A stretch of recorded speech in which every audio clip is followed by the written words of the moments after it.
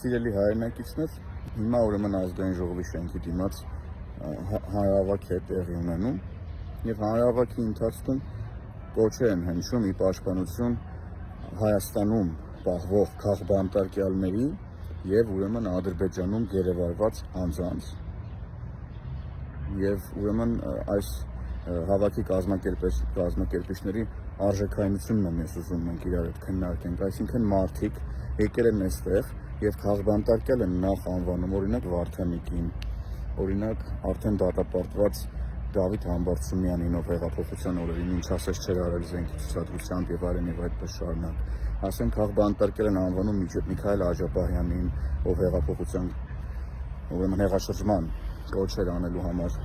ուրեմն դատապարտվել է,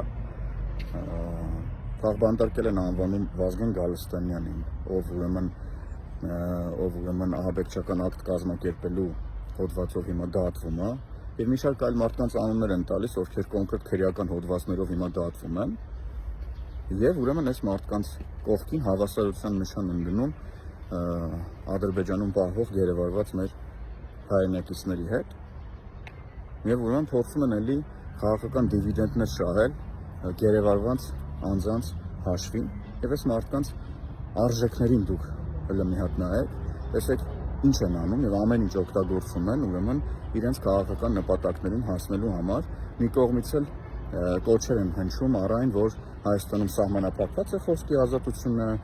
լրացնում են մարդկանց, լրատվամիջոցներին եւ այլն եւ այդպես շարունակ։ Սա այն դեպքում, երբ որ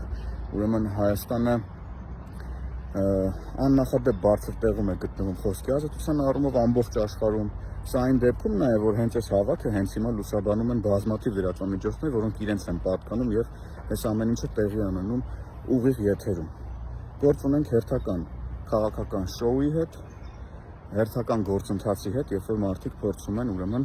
իրենց հանցագործ ընկերների վրա կպցնել քաղբանտարկյալ անունը եւ այդպիսով փորձել ինչ-որ մարդկանց մոլորեցնել, թե Հայաստանում, թե Հայաստանից դուրս գտնվող, չի ստացվելու, ուրեմն ընդդիմության ներկայացուցիչներ, որտեղ Հայաստանում ժողովրդավարությունը պաշտպանված է, պաշտպանվելու է եւ ուրեմն ձեր մտածածին մեղադրանքները չէ, որ պետք է մեր հանրությանը շեղեն մեր բուն օրակարգից, Հայաստանի Հանրապետության ժողովրդավարության օրակարգից, Հայաստանի Հանրապետության խաղաղության օրակարգից եւ բոլոր հանցագործները, բոլոր նրանք, ովքեր դեմ են դուրս գալու ժողովրդավարության եւ խաղաղությանը, բնականաբար հանդիպելու են ժողովրդավարության պաշտպանության կոշտ գործիքներին։